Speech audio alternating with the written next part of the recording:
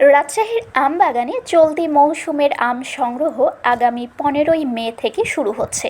ওই দিন থেকে গুটি জাতের আম বাজারে আনা যাবে। এরপর ধাপে ধাপে জেলার বিভিন্ন জনপ্রিয় ও সুস্বাদু আম সংগ্রহের সময় নির্ধারণ করেছে জেলা প্রশাসন। রোববার বিকেলে জেলা প্রশাসকের কার্যালয়ের সম্মেলন কক্ষে আয়োজিত সভায় আনুষ্ঠানিকভাবে ম্যাঙ্গো ক্যালেন্ডার ঘোষণা করা হয়। সভায় সভাপতিত্ব করেন জেলা প্রশাসক কাজী শহীদুল আলম ইসলাম।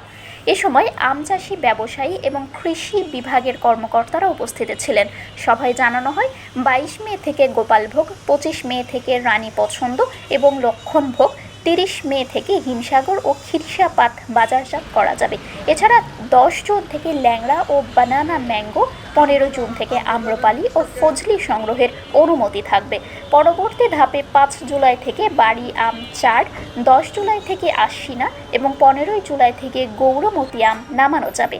অন্যদিকে কাটিমন ও বাড়ি 11 জাতের আম সারা বছরই সংগ্রহ করা যাবে বলে সিদ্ধান্ত হয়েছে।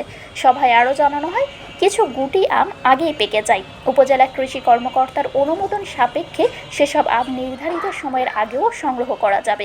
জেলা প্রশাসক কাজী শহীদুল ইসলাম বলেন, অপরিপক্ক আম বাজারে আসা ঠেকাতে এবং ভোক্তাদের নিরাপদ ও মানসম্মত আম নিশ্চিত করতে প্রতিবছরের মতো এবারও সময়সূচি নির্ধারণ করা হয়েছে। নির্ধারিত সময়ের আগে গাছ থেকে আম নামিয়ে বাজারজাত করলে সংশ্লিষ্টদের বিরুদ্ধে আইনগত ব্যবস্থা নেওয়া হবে বলেও তিনি সতর্ক করেন।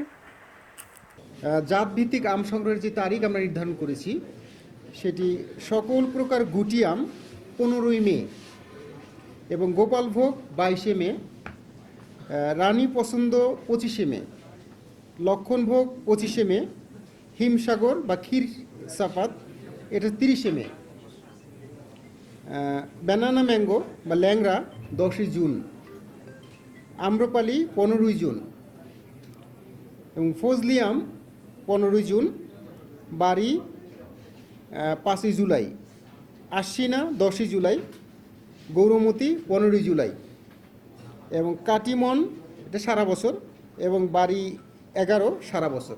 শারমিন শিমু, বরেন্দ্র টেলিভিশন।